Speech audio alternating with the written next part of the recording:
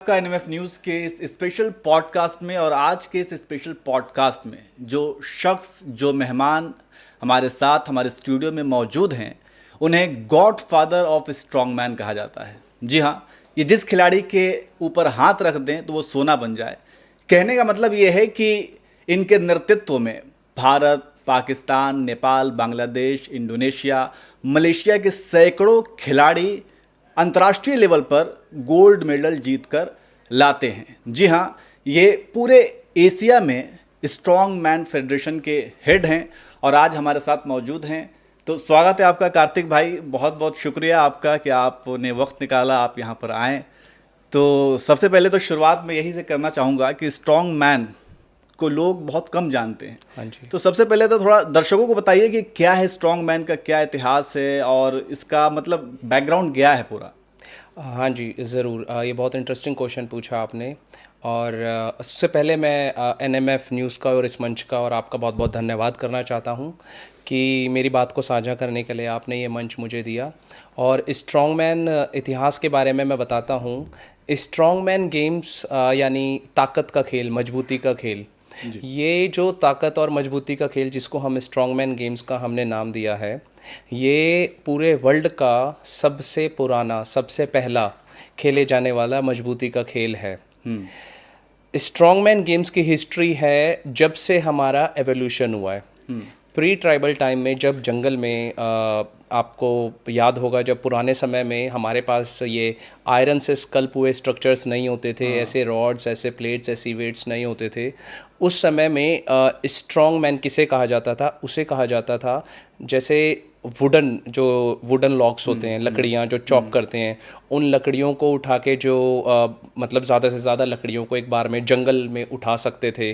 पुराने समय में क्या होता था कि कबीले के अंदर औरतों को इम्प्रेस करने के लिए, लड़कियों को इम्प्रेस करने के लिए, कबीले के जो लड़के होते थे वो अपनी ताकत का प्रदर्शन दिखाते थे।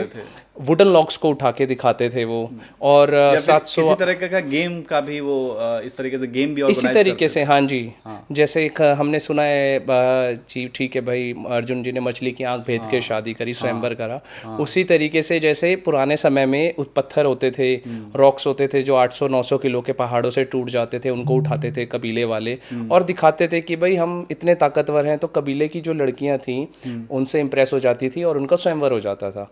तो ये तब से स्ट्रॉन्ग मैन गेम्स हमारा चलता आया है। उसी से फिर हमने, और इसके अंदर मॉडर्नाइजेशन आई, एडवांसमेंट आई, तो हमने आयरन को स्कल्प करके स्ट्रक्चर बनाए और हमने फिर वहाँ से weight lifting, like strong man को कहते हैं is the father of all strength games. यहीं से फिर हमारा वेट लिफ्टिंग निकला, फिर पावर लिफ्टिंग निकला, फिर तरह तरह के और भी खेल निकले।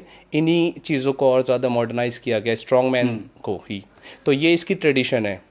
और अगर इंडिया की बात की जाए, भारत देश की बात की जाए, तो हमारे भारत देश का इतिहास है जो शुरू किया था स्ट्रॉन्ग मैन को, वो थे हमारे प्रोफेसर कोडी राममूर्ति नायडू जी। अच्छा।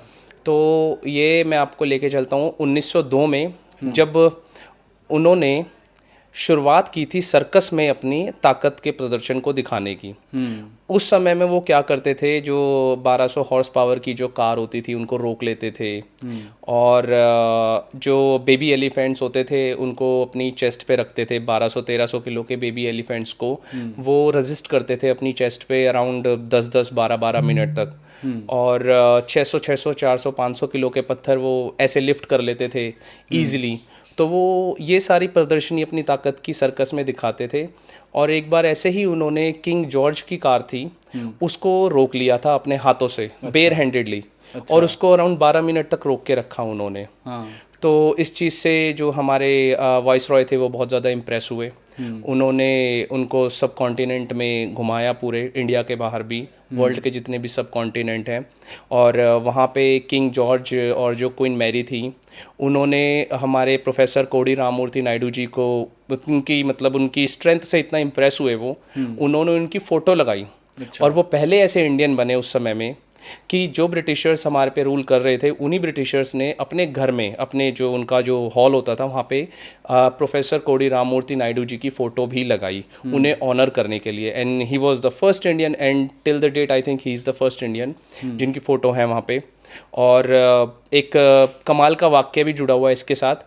जब स्पेन और जर्मनी में हमारे प्रोफेसर कोडी राममूर्ति नायडू जी गए, तो उनको थोड़ा सा जैसे कहते हैं ना, परेशान करने के लिए कि भाई अच्छा तुम इतने ताकतवर हो, तो उनको एक बुल फाइटिंग में उतार दिया। अच्छा। उनको इससे पहले कोई एक्सपीरियंस नहीं था बुल फाइटिंग का, और जैसे उनको बुल फाइटिंग में उतारा, उन्होंने उसके हॉर्न से बुल को पकड़ा और पलट दिया।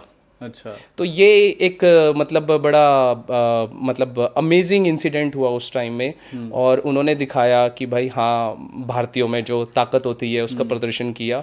और एक वेजिटेरियन स्ट्रॉन्गमैन थे वो, उन्होंने कभी किसी भी तरह का नॉन वेज फूड नहीं खाया। अच्छा। तो ये हमारी इंडियन हिस्ट्री रही है स्ट्रॉन्गमैन गेम से रिलेटेड। वो पायनियर ऑफ स्ट्रॉन्गमैन कहा जाता है उनको, प्रोफेसर कोडी राममूर्ति नायडू जी कार्तिक को। भाई, जो कुछ भी आप ये बता रहे हैं ये वाकई काफ़ी दिलचस्प है, और हाँ इससे ये अंदाज़ा लगता है कि ये हमारे मतलब अगर इतिहास में जाएं तो स्ट्रॉन्ग मैन का ये जो कॉन्सेप्ट है और जो ताकतवर लोग हाँ हैं जी। वो यहीं से निकले हैं। लेकिन आज अफसोस की बात ये है कि इंडिया में ही इसको ज़्यादा प्रमोट नहीं किया जाता, और ये बाहर कंट्री में ज़्यादा देखने को मिलता है। Absolutely right. अब कुछ कंट्रीज़ ऐसी हैं जहाँ पे गवर्नमेंट ने इस गेम का रिकॉग्निशन दे दिया है। हाँ। हम जैसे यहाँ से बहुत सारे इंटरनेशनल एथलीट्स को लेके जाते हैं, उज़्बेकिस्तान, कज़ाकिस्तान, ये कंट्रीज़ में गवर्नमेंट ही फंड करती है इस गेम को। अच्छा। और ऑलमोस्ट 68 कंट्रीज़ ने इसको as a traditional game recognition दे दिया है। और हम यहाँ पे फाइट कर रहे हैं अभी। मैं स्ट्रॉन्गमैन गेम को करवाता हूँ। मैं यही कोशिश करता हूँ कि जितना ज़्यादा इस गेम को मैं सरकार की नज़रों में लेके आ सकूँ, लेके आऊँ, क्योंकि ये हमारा ट्रेडिशनल गेम है। और मैं चाहता हूँ कि इस ट्रेडिशन को आगे भी कंटिन्यू किया जाए। इथनो स्पोर्ट्स में हम इसको क्लासिफाई करते हैं, इस पर्टिकुलर गेम को। इथनो स्पोर्ट्स हमारी ही फेडरेशन है, और वर्ल्ड फेडरेशन जो कि जितने भी हमारे ट्रेडिशनल गेम है उनको प्रमोट करती है। तो हम उसी इथनो स्पोर्ट्स के अंदर ही इसको हम क्लासिफाई करते हैं, स्ट्रॉन्गमैन गेम्स को। और यूनेस्को ने भी अप्रूव कर रखा है इथनो स्पोर्ट्स की फेडरेशन को, हमारी स्ट्रॉन्गमैन की फेडरेशन को। और वो इसीलिए उन्होंने अप्रूवल दिया है जिससे हम ट्रेडिशनल गेम्स को, अपने इंडिया के ट्रेडिशनल गेम्स को और ज़्यादा हाईलाइट कर सकें और ज़्यादा आगे लेकर आए। ये कार्तिक भाई, आप ये कैसे, मतलब आप लोग किस तरीके से ऑर्गेनाइज करते हैं? और जो आपने बात कही कि एशिया में जितने भी देश हैं, हाँ उन देश के तमाम खिलाड़ी आते हैं, हाँ जी। तो किस तरीके से आप लोग ऑर्गेनाइज करते हैं? कैसा गेम होता है? थोड़ा सा डिटेल में आप बताइए। हाँ जी। अब जैसे मॉडर्नाइजेशन आ गई, एडवांसमेंट आ गया है, तो अब मैं आपको एक एग्जांपल देता हूँ। पहले जैसे वुडन लॉग्स होती थी, रॉ वुडन लॉग्स होती थी, पेड़ को काटा और पेड़ के तने को, जो 700-800 किलो का तना है, उसको उठा लेते थे पुराने समय में जंगल में। अब हमने क्या करा, हमने आयरन को स्कल्प करके वुडन लॉग की तरह स्ट्रक्चर बनाया है, और उसी स्ट्रक्चर में हमने ग्रिप्स दिए हैं ताकि हम लगे वो उसी तरीके से लगे कि वुडन लॉग को पिक कर रहे हैं। और उस पर्टिकुलर इक्विपमेंट को हमने दे दिया लॉग का नाम, लॉग, और उसको लिफ्ट करते हैं मल्टीपल टाइम्स उसमें वेट डाल के। ये एक कैटेगरी हो गई लॉग लिफ्ट। स्टोन्स को उठाया जाता है, अलग अलग तरीके के स्टोन्स हैं। जैसे एक होता है एटलस स्टोन जो पूरा सर्कल शेप में होता है, एक होता है हॉसाफेला स्टोन जो थोड़ा डायमंड शेप में होता है। तो ये हमने पुराने जो समय का जो तरीका था, जब स्ट्रॉन्गमैन अपनी ताकत का प्रदर्शन दिखाते थे, हमने उसको मॉडर्नाइज करके, एडवांस करके एक गेम के फॉर्मेट में ले आए। और इस तरीके से हम एक्टिविटीज़ को करवाते हैं। जैसे डंबल होता है, जनरली आप जिम जाते हो, आपने देखा होगा छोटे छोटे 10-15-20 किलो के डंबल। हमने इतना बड़ा डंबल बनवाया, मॉन्स्टर डंबल, क्योंकि पुराने टाइम में जो वेट्स उठते थे, जो स्टोन लेके जाते थे, वो बड़े ही ऑब्जेक्ट्स होते थे। तो हमने बड़ा डंबल बनवाया, मॉन्स्टर डंबल। उसको हम जैसे लिफ्ट करते हैं, शोल्डर पे लाते हैं, रेपिटेशंस होते हैं कि कौन कितनी बार पिक कर सकता है उस चीज़ को। और ये सारा का सारा हमारा जो स्ट्रक्चर है, ये एशियन टाइम से डिप्राइव हुआ है, क्योंकि पहले स्टोन्स को उठा के दिखाते थे लोग एक हाथ से, लाइक दिस। तो सिमिलरली अब मॉन्स्टर डंबल उसको उठा के दिखाते हैं। थोड़ा सा मॉडर्नाइज कर दिया हमने चीज़ों को, हैं वही ट्रेडिशनल चीज़ें, और इस तरीके से हम एक्टिविटीज़ कराते हैं। ऑल ओवर एशिया से, ऑल ओवर वर्ल्ड से हमारे एथलीट्स आते हैं, वर्ल्ड चैम्पियनशिप होती है। और सबसे अच्छी बात यह है, इसके अंदर जो भी एथलीट्स पार्टिसिपेट करते हैं, हम उनको कोशिश ये करते हैं कि उनका मिनिमम एक्सपेंडिचर हो। अच्छा। क्योंकि एथलीट के लिए बहुत मुश्किल होता है अपना सारी चीज़ें